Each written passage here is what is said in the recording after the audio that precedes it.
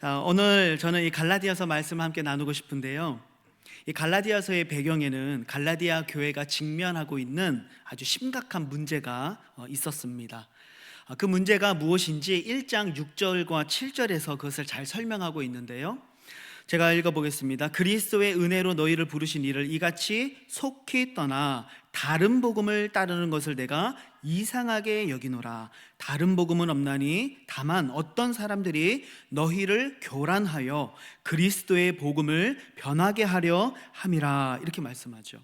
그러니까 갈라디아 교회 안에 어떠한 문제가 있었냐면 거짓 복음이 들어와 있었다는 거예요. 그리고 많은 사람들이 이 거짓된 복음, 거짓된 가르침들을 따르고 있었고, 또한 그 복음이 갈라디아 교회의 성도들을 교란시키고 있었고, 더 나아가 이 거짓된 가르침들이 그리스도의 복음을 변질시키고 있다라고 말하고 있는 것이죠. 이것이 갈라디아 교회가 당면한 문제였어요.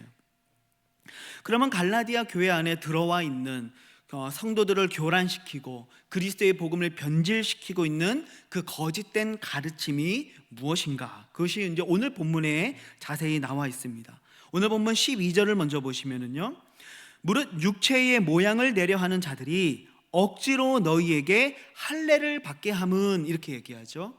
그러니까 교회 안에 이 사람들에게 할례를 받게 하는 사람들이 있었다는 거예요.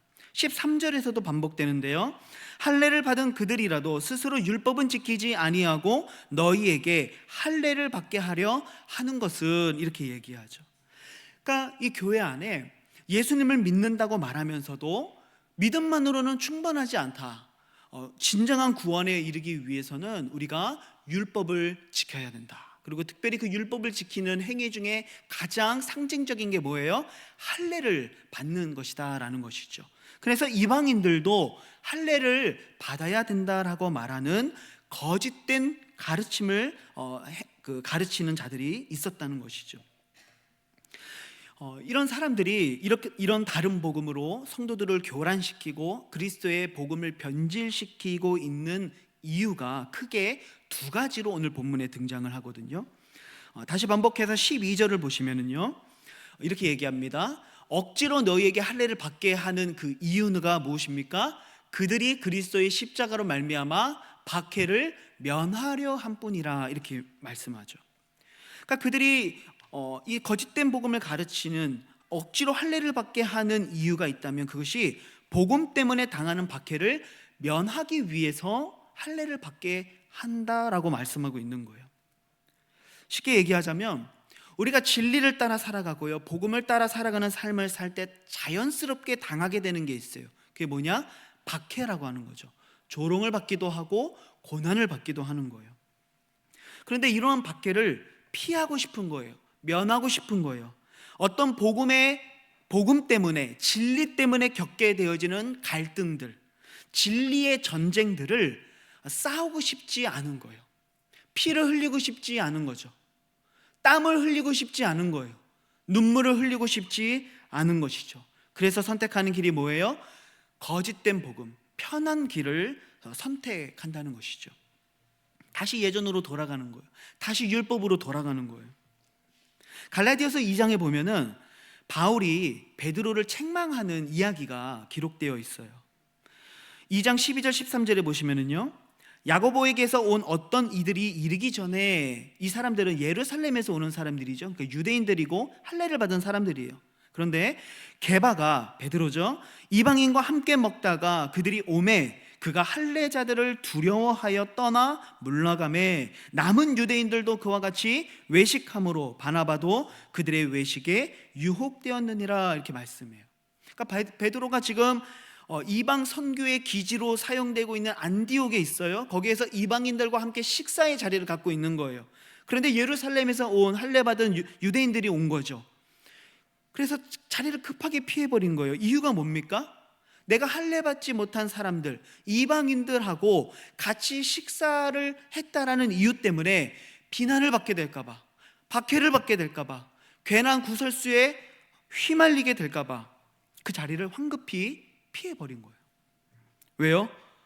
복음의 본질 앞에 나의 삶을 온전히 헌신하기 싫은 것이죠. 땀과 눈물과 피를 흘리고 싶지 않은 거예요. 그래서 타협하고 마는 것이죠. 박해와 갈등을 면하고 싶었기 때문에 그랬던 거예요. 여러분, 오늘날 많은 그리스도인들, 특별히 오늘 헌신 예배를 드리는 이 땅에 우리 많은 청년들이요, 우리의 신앙의 모습이 이와 같다는 것을 우리가 직시할 수 있어야 돼요. 인정할 수 있어야 된다는 것이죠. 세상에서뿐만이 아니라 심지어 교회 안에서조차 진리를 따르는 삶을 산다는 것이 결코 쉽지 않은 시대를 우리가 살고 있어요. 교회 안에서조차도 믿음으로 행할 때, 구별되어 살아가기 시작할 때 많은 박해와 조롱과 핍박이 들어오는 거예요. 뭐라고요? 너만 그렇게 유별났냐?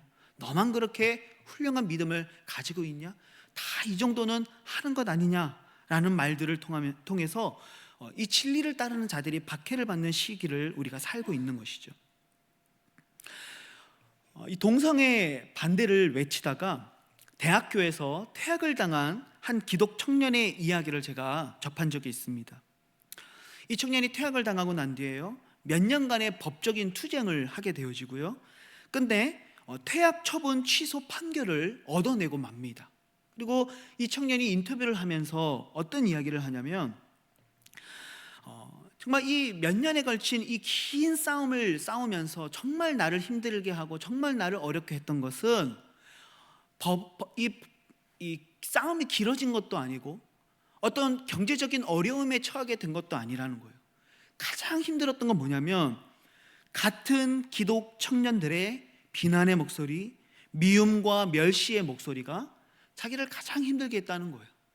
왜 너 혼자 그렇게 유별나게 이슈를 만들고 문제를 만들고 뭐 너가 얼마나 그렇게 대단하기에 그렇게 살아가느냐라는 것이죠.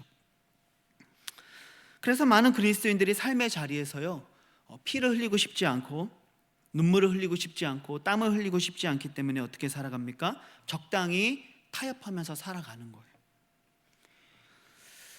조금 더 세게 얘기하면 진리를 따르지 않고 거짓된 가르침을 따라 살아가는 거죠. 근데 제가 만약에 우리 청년들한테 당신은 지금 거짓된 가르침을 따르고 있어요 라고 말하면 어떨까요? 좀 마음에 동의가 되지 않을 수 있을 거예요. 목사님 좀 너무 센데? 좀 너무한 거 아닙니까? 이렇게 말할지 모르겠어요. 그런데요, 사실 이 거짓된 가르침을 따른다고 표현한 이 말이 조금 격하기는 하지만은 이걸 요즘의 언어로 바꾸면 이게 결국 어떻게 바뀌냐면요, 문화를 따르고 사회적인 통념을 따른다는 개념으로 바뀌게 되는 거예요. 그러니까 좀 뉘앙스가 다르죠. 나 예수 믿고 있는데, 나 교회 다니고 있는데 거짓된 가르침을 따르고 있다고 말하면 좀 부정하고 싶고 동의하고 싶지 않은데요, 사실 우리가요 다 문화를 따라가고 사회적인 통념들을 따라가고 있는 거예요. 결국 그게 뭡니까? 거짓된 가르침들, 복음과 반대되는 것들, 복음과 부딪히는 것들을 따라가고 있는 삶이라는 것이죠. 그래서 우리가 문화라고 하는 이름, 어떤 사회적인 통념, 전통이라고 하는 이름 아래에서요, 수많은 타협과 불법이 이 세상 속에서, 그리고 심지어 이 교회 안에서도 이루어지고 있는 거예요. 이 정도는 우리가 허용할 수 있다는 거죠. 이 정도는 우리가 용인할 수 있지 않느냐는 거예요. 왜? 눈물 흘리고 싶지 않고 땀 흘리고 싶지 않고 피 흘리고 싶지 않기 때문에 그런 거예요. 박해와 조롱을 당하고 상처 입고 싶지 않기 때문에 그런 것이죠. 하지만 저는 오늘 이곳에 있는 우리 사랑하는 청년 여러분들, 그리고 이 자리에 있는 모든 성도님들에게 말씀으로 도전하고 싶습니다. 오늘 주님이 우리에게 분명히 이렇게 말씀하셨거든요. 요한복음 15장 19절에 보면은요, 너희가 세상에 속하였으면 세상이 자기의 것을 사랑할 것이나 너희는 세상에 속한 자가 아니요 도리어 내가 너희를 세상에서 택하였기 때문에 세상이 너희를 미워하느니라. 그러니까 우리가 세상에 속하지 않고 주님께 속한 사람, 주님의 진리를 따르는 사람, 세상의 문화와 가치와 사회적 통념을 따르는 자가 아니라 하나님의 말씀을 따르는 자로 살아갈 때 우리는 필연적으로 세상의 미움을 받을 수밖에 없죠. 고난과 박해를 받을 수밖에 없는 거예요. 그 형태는, 그 방법들은 여러 가지 형태로 나타나겠지만 분명한 것은 우리가 살아가고 있는 삶의 자리에서 분명히 세상의 미움을 받게 된다는 거예요. 그래서 우리는 눈물을 흘리게 될 것이고 상처를 입게 될 것이고 아픔을 겪게 될 것이겠죠. 하지만 그 눈물을, 그 아픔을, 그 상처를 이겨내고 그 미움을 감당해낼 때, 주님의 말씀을 따라 살아가기 시작할 때 사회적인 통념과 전통을, 그리고 문화라고 이름을 배격하고 주님의 말씀을 따라가기 시작할 때 비록 눈물과 아픔이 있지만 주님이 우리에게 주시는 분명한 약속도 있거든요.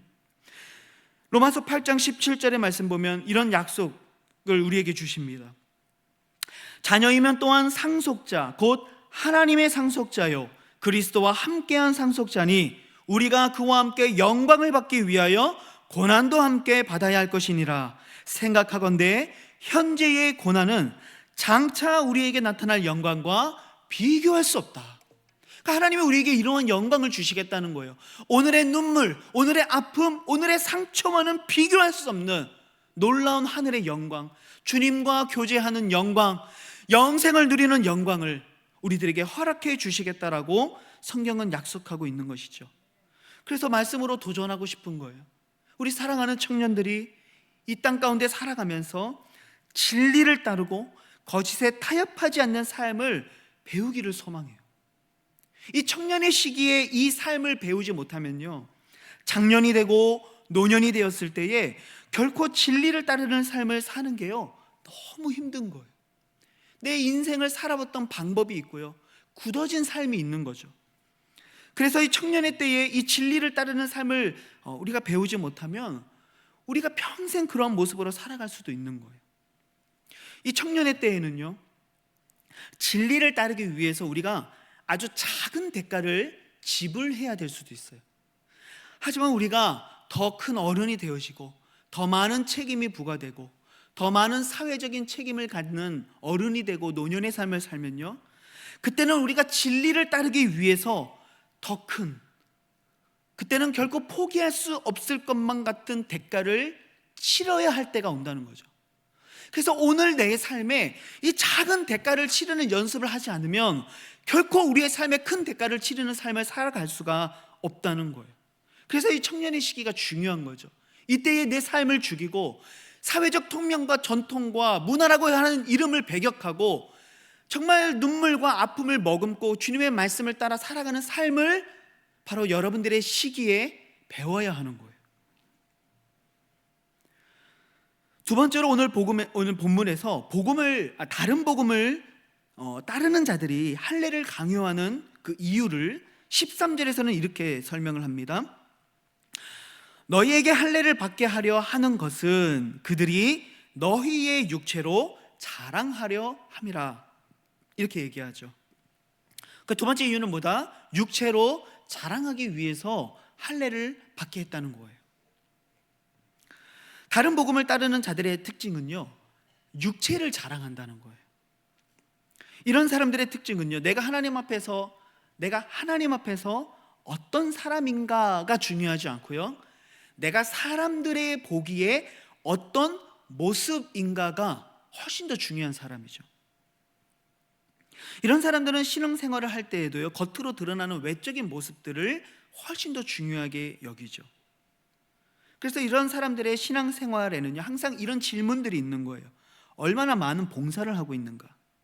얼마나 많이 헌금을 했는가? 어떤 직분을 가지고 있는가? 성경을 얼마나 많이 읽었는가? 얼마나 더 오래 기도했는가? 사람이 얼마나 많이 모였는가? 헌금이 얼마나 많이 모여 있는가? 등등. 우리 개인의 신앙의 성장이나 교회의 성장까지도 겉으로 드러나는 이런 숫자들로 평가하기도 하는 거예요. 왜요? 외적인 것들이 중요하기 때문이죠. 이런 사람들은 어떤 사람의 가치를 평가할 때도요, 그 사람이 얼마나 좋은 학벌을 가지고 있는가, 얼마나 좋은 직장을 다니고 있고, 연봉이 얼마를 받고 있으며, 어떤 차를 타고 다니며, 어떤 옷을 입고 다니고, 어떤 삶을 누리고 있는가가 그의 삶의 중요한 기준이 되는 거죠. 이런 것들이 육체로 자랑하는 자들의 특징이에요. 그러니까 저도 부모로서요, 우리 자녀들의 삶을 생각해 보면은요, 부모의 마음은 다 똑같잖아요. 우리 자녀가요, 가난하기보단 부자가 됐으면 좋겠고, 공부를 못하기보단 공부를 좀 잘했으면 좋겠고, 이왕이면 좀 좋은 대학에 갔으면 좋겠고, 사회적인 성공을 이루었으면 좋겠다고 생각하는 게 우리 부모의 마음이잖아요. 근데 의도적으로 이것을요 계속 제 마음속에 억누르려고 하는 거예요, 자녀에게. 왜냐하면 이 마음을 절제하지 못하면요 어느 순간에 자녀에게 뭐라고 얘기하냐면요, 야, 그 직업은 돈이 잘 안 돼. 이 직업을 가면 돈이 잘 번대. 야, 이 학과에 가면 미래가 좋고 전망이 좋대. 물론 그게 틀린 말이 아니죠. 근데 이런 말들을 듣고 자란 자녀들이요, 우리 부모를 보면서 어떤 생각을 하는 거예요? 아, 우리 엄마 아빠는 돈을 많이 버는 게 제일 중요한 거구나. 아, 직장을 선택하고 우리가 어떤 결정을 할 때 얼마나 많은 돈을 받는 게 우리 엄마 아빠한테는 중요한 거구나라는 인식을 심어주게 되죠.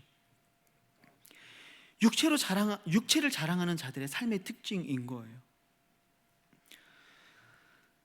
다른 복음을 전하는 오늘 이 갈라디아서에 등장하는 이 사람들은요, 혈통적으로 자신이 유대인이라고 하는 사실을 굉장히 자랑스럽게 여겼어요. 선택받은 백성, 선민이라고 하는 의식으로 가득 차 있었죠. 우리는 율법을 가지고 있는 백성이고, 그래서 우리는 할례를 받은 민족이라는 자부심을 갖고 있는 거예요.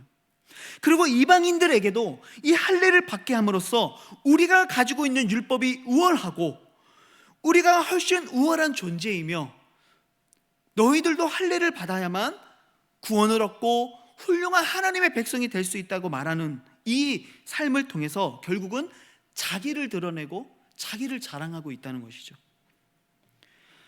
우리가 구원받으면서 내가 한 것은 아무것도 없는데 그저 유대인이라고 하는 이유 때문에, 율법을 가지고 있다는 이유 때문에, 우리가 먼저 할례를 받았다라고 하는 그 이유 때문에 그들은 스스로를 자랑했던 거예요. 그게 그들의 자랑거리였던 거죠. 그러나 저는 오늘 이 밤에 청년들에게 정말 묻고 싶어요. 오늘 여러분들은 무엇을 자랑하고 계세요? 여러분들의 자랑은 무엇입니까? 여러분들이 남들 앞에서 뽐내는 것들이 무엇이에요? 바울은 빌립보서를 통해 그렇게 고백을 해요. 내가 만약에 육체로 자랑할 것 같으면 너희 중에 내가 누구보다 자랑할 것이 많다라고 얘기하죠. 빌립보서 3장 4절부터 6절의 말씀을 보시면요, 나도 육체를 신뢰할 만하며 만일 누구든지 다른 이가 육체를 신뢰할 것이 있는 줄로 생각하면 나는 더욱 그러하리니, 나는 8일 만에 할례를 받고 이스라엘 족속이요 베냐민 지파요 히브리인 중에 히브리인이요 율법으로는 바리새인이요 열심으로는 교회를 박해하고 율법의 의로는 흠이 없는 자라. 이게 바울이 예수 믿기 전에 살아왔던 자신의 삶이었어요. 그 이전에는 자기가 자랑하던 것들이죠. 뿐만 아닙니다. 사도행전 22장 3절에 보면은요, 나는 유대인으로 길리기아 다소에서 났고 로마 시민권자라는 이야기를 하고 있어요.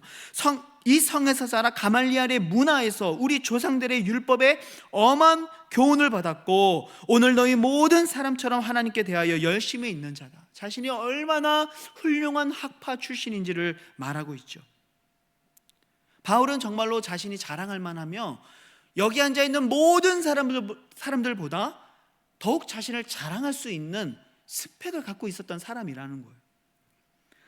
그런데 바울은 이 많은 자랑거리를 가지고서도 뭐라고 고백합니까? 빌립보서 3장 8절 9절 말씀을 보시면요, 내가 모든 것을 해로 여김은 내 주 그리스도 예수를 아는 지식이 가장 고상하기 때문이라. 내가 그를 위하여 모든 것을 잃어버리고 배설물로 여김은 그리스도를 얻고 그 안에서 발견되려 함이다. 이게 바울의 고백인 거예요. 내가 이전에는 자랑할 만한 것들이 너무나도 많았지만 이제는 주님을 위해서 그 모든 것들을 잃어버렸다고 이야기하고요, 이제는 그 모든 것들을 뭘로 여긴다고요? 배설물과 같이 여긴다고 얘기합니다. 오직 그리스도를 얻는 것, 그리스도를 아는 지식을 갖고 있는 것이 가장 고상한 것이라고 얘기하죠. 그래서 바울은요, 자신의 육체를 자랑하지 않아요. 바울은 오직 예수를 자랑하고 십자가를 자랑하죠. 그래서 빌립보서 3장 3절에 보면은요, 하나님의 성령으로 봉사하며 그리스도 예수로 자랑하고 이렇게 얘기합니다. 그리스도 예수를 자랑한다고 고백해요. 오늘 본문 6장 14절에서도요, 우리 주 예수 그리스도의 십자가 외에 결코 자랑할 것이 없습니다, 이렇게 고백하죠. 여러분, 이것이 바울의 고백이었던 거예요. 종합해 보면요, 거짓 복음을 따르면서 박해를 면하기 위해서 거짓과 타협하고 그리고 자기의 육체를 자랑하는 자.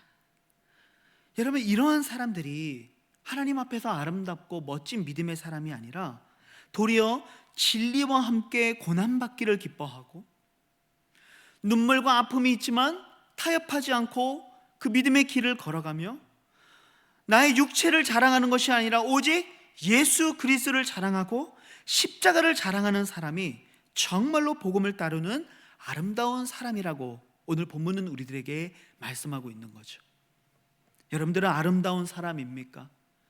여러분들은 정말 하나님 앞에서 아름다운 그리스도의 향기를 품은 그리스도인으로 살고 계십니까? 여러분, 그러한 사람으로 인정받기 위해서는요, 우리가요 많은 것을 가지지 않아도 돼요. 우리가 많은 지식을 가지고 있지 않아도 괜찮아요. 우리가 좋은 옷을 입고 있지 않아도 괜찮고, 우리가 누구보다 좋은 차를 타거나 넓은 집에 살지 않아도 괜찮습니다. 오직 우리 안에 계신 예수 그리스도를 자랑하고 십자가를 자랑하는 사람이 하나님 보시기에 정말로 아름다운 사람이 된다는 것이죠. 그래서 바울은 자신 있게 그렇게 고백하는 거예요. 오늘 보면 17절에 보니까요, 이후로는 누구든지 나를 괴롭게 하지 말아라. 내가 내 몸에 무엇을 지니고 있다? 예수의 흔적을 지니고 있다. 이렇게 고백합니다. 이것이 바울의 자랑이에요. 내 안에 있는, 내 육체에 있는 바로 이 예수의 흔적, 이것이 바울의 자랑거리였던 것이죠. 바로 예수의 흔적을 자랑하는 사람입니다. 이 예수의 흔적은요, 자기의 육체를 자랑하지 않는 거예요. 오직 복음과 함께 고난받기를 기뻐했다라는 삶의 증거가 되는 거예요. 이 예수의 흔적이 무엇인가? 이런 바울이 정말 이 이방인의 사도로서 복음을 증거하기 위해서 정말 숱한 고난을, 그리고 숱한 박해를 받죠. 그 중에 정말 심했던 박해, 고난 중에 하나가 뭐였냐면, 바울의 1차 전도 여행 중에 바울이 루스드라라고 하는 지역에 들어가서 복음을 증거하는데, 그때 복음을 전하다가 사람들이 돌을 던져서 돌에 맞아 거의 죽을 뻔한 위기에 처하게 되죠. 그러니까 사실 사람들은 바울이 죽은 줄 알았어요. 그래서 사람들이 이 바울의 시체를 끌어다가요 성 밖에 버립니다. 그런데 아직 숨이 붙어 있었어요. 죽지 않았어요. 그래서 바울이 일어나죠. 근데 참 놀라운 건 다시 루스드라 성에 들어가거든요. 여러분 생각해 보세요. 돌에 맞아 죽을 뻔할 정도였다면 그 흉터, 그 상처가 얼마나 컸을까요? 그렇죠? 그냥 뭐 조금 데인 상처, 조금 뭐 긁힌 상처, 이 정도가 아닌 거예요. 어딘가 뼈가 막 함몰됐을 수도 있는 거예요. 정말로 흉측한 이런 흉터들이 남았겠죠. 그런데 이 예수 그리스도의 복음을 증거하기 위해서 받은 박해와 고난에도 불구하고, 그 모진 고통과 그 수많은 상처에도 불구하고 계속해서 이 상처들이 아물어 가면서 그 바울의 육체에 뭐가 남는 거예요? 예수의 흔적이 남는 거예요. 예수님 때문에 당한 고난의 흔적, 예수님 때문에 받은 상처들, 내가 복음을 증거하기 위해 겪었던 수많은 고난의 흔적들이 바울의 몸에 고스란히 남아있는 것이죠. 바울은 그것을 예수의 흔적이라고 말하고 있는 거예요. 내가 오직 자랑하는 것은 바로 예수의 흔적, 바로 이것뿐이라고 말하고 있는 것이죠. 여러분, 예수님 때문에, 복음 때문에, 사명 때문에 생긴 상처, 그리고 그 박해와 아픔들을 겪어내면서 만들어진 내 몸의 모든 이 아픔들, 그 상처들, 여러분 이게 잘 아물면 뭐가 되냐면 그게 예수의 흔적이 되는 거예요. 이 사람이 얼마나 복음 앞에 처절하게 살아왔는지, 이 사람이 정말 무엇을 자랑스럽게 여기고 무엇에 목숨을 걸고 살아왔는지를 분명하게 보여주는 예수의 흔적이 되는 것이죠. 그런데 내가 받은 상처, 내가 받은 어떤 아픔들을요 그냥 원망과 아픔 속에서 그냥 아물고 말면 그게 뭐가 되는 거예요? 그건 그냥 흉터가 되는 거예요. 흉측한 흉터가 되는 거죠. 그래서 그 흉터를 볼 때마다 어떤 마음이 듭니까? 막 마음에 쓴뿌리가 올라오는 거예요. 막 트라우마가 올라오고요, 누군가를 향한 미움과 원망의 마음들이 막 몰려오는 거예요. 왜? 이 흉터를 남긴 바로 그 사람, 나를 이렇게 아프게 했던 그 사람, 내 삶을 이렇게 어렵게 만든 그 사람에 대한 미움과 증오가 올라오는 거죠. 하지만 그 아픔과 상처를, 그 눈물과 한숨을 믿음 안에서 이겨내고 인내하고 용서하고 사랑하고 원수 갚기를 하나님 앞에 맡겨드리며 그 상처가 아물어갈 때 그 상처가 뭐가 된다고요? 예수의 흔적이 되고 마는 거죠. 오늘 여러분들의 삶에 이 예수의 흔적이 있습니까? 이 예수의 흔적을 가진 사람들, 이 사람들이 바로 진리를 따랐다라고 하는 그 믿음의 고백이 그의 몸에 담겨 있는 것이고요, 나는 오직 예수만 자랑하고 나는 오직 예수만 따라가겠다라고 하는 믿음의 고백이 바로 그 육체의 흔적으로 남아있게 되는 것이죠. 우리 사랑하는 청년들의 삶 속에, 또 이 자리에 있는 우리 사랑하는 성도님들의 삶에 바로 이 예수의 흔적들이 많이 나타날 수 있기를 우리 주님의 이름으로 축복합니다. 우리 예수님의 몸에 이 많은 예수의 흔적들이 있었어요. 수많은 채찍질, 예수님의 두 손과 발에 박히신 그 대못 자국이, 예수님의 머리에 찢니기시며 쓰셨던 가시관의 상처가, 그리고 예수 그리스도의 옆구리에 찔리셨던 그 창자국이 바로 우리를 구원하시기 위해 그 눈물을, 그 아픔을, 그 하나님의 버림을, 그 저주를 이겨내시고 눈물로 참아내신 예수 그리스도의 흔적이 남아있는 것이죠. 그리고 오늘 우리도 예수 그리스도를 따라 살아갈 때 바로 우리의 삶에 그러한 예수의 흔적이 나타나게 된다는 것입니다. 사랑하는 청년 여러분, 그리고 우리 사랑하는 성도님들께 묻고 싶습니다. 오늘 여러분들은 무엇을 자랑하고 있습니까? 여러분들의 삶에 어떤 예수의 흔적이 남아 있습니까? 작은 흔적이어도 괜찮아요. 하지만 내가 누군가에게 큰 아픔과 상처를 겪었지만 그를 용서하고 정말 그를 사랑으로 품어주고, 비록 내 자존심에 많은 상처가 생기지만 내가 먼저 용서의 손길을, 화해의 손길을 내밀 때 그 상처가 아물어 아름다운 예수의 흔적으로 남게 되는 것이죠. 오늘 우리 안에 그런 흔적들이 얼마나 있었는가 우리의 삶을 돌이켜보고 회개하기도 하고, 또 한편으로는 결단하기도 하는 그런 이 밤이 될 수 있기를 주님의 이름으로 축복합니다. 우리 사랑하는 특별히 청년들이 헌신 예배를 드리는데 얼마나 꽃다운 참 젊고 아리답고 멋진 청년들이 여기 앉아 있어요. 우리 청년들에게 많은 기도의 제목들이 있는데 그 중에 하나, 가장 큰 기도 제목이 뭡니까? 좋은 배우자를 얻는 게 기도 제목이거든요. 근데 여러분, 배우자를 고를 때 여러분 어떤 선택의 기준을 가지고 배우자를 골라야 될까요? 많은 것들을 우리 고려해야 되겠죠. 하지만 적어도 그 사람이 무엇을 가지고 있는지, 예수의 흔적을 가지고 있는지를 여러분 꼭 살펴보십시오. 그가 얼마나 복음을 위해서 눈물을 흘린 자인지, 그가 얼마나 이 사명을 위해서 자기를 죽이며 살아왔던 자인지, 그가 얼마나 복음을 위하여 그 좁은 길, 가시밭과 같은 길을 걸어가며 그의 발바닥에 얼마나 많은 가시 자국이 있는지를 여러분 바라보시기를 소망해요. 그럼 그런 사람들은요, 조금 돈 없어도, 조금 가방끈이 짧아도 여러분 괜찮습니다. 그런 예수의 흔적을 가진 사람들과 결혼하세요. 그러면 여러분들의 삶이 진실로 행복해질 수 있습니다. 아멘이십니까? 우리 청년들이 이런 예수의 흔적을 가진 사람, 그리고 예수의 흔적을 가진 사람들을 배우자로 선택할 수 있는 은혜가 있도록 우리 사랑하는 우리 성도님들이 많이 기도해 주시기를 부탁드립니다. 우리 이 시간에 같이 한번 기도하죠. 나는 무엇을 자랑하고 있는가?